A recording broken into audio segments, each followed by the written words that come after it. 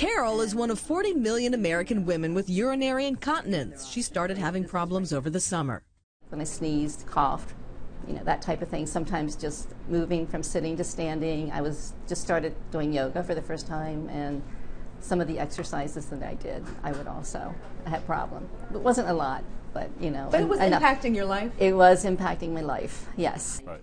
Mercy Medical Center gynecologist Dr. Mark Ellerkmann diagnosed Carol with stress incontinence. That's when doing certain things like sneezing or exercising causes urine leakage. There's another kind of incontinence called urge incontinence, the sudden need to go, and often some women have both. Dr. Ellerkmann says the first line of therapy for some patients is to lose weight. With increased weight, there's increased pressure on the pelvic floor, on the pelvis.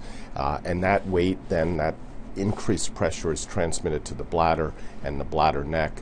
And if there's weakness at all there, then incontinence can ensue. Other behavioral therapies include avoiding foods that irritate the bladder, caffeine, for example. Scheduled voiding, picking certain times of the day to use the bathroom to retrain your bladder, and physical therapy. Dr. Ellerkmann says if those don't work, there are medications for urge incontinence and surgery for stress incontinence. For example, implanting a mesh sling to support the bladder is an outpatient surgery. It takes only about 30 minutes. We put a little piece of synthetic tape underneath the urethra. Okay, this is done through a very small incision in the vagina, and this works roughly 70 to 90% of the time.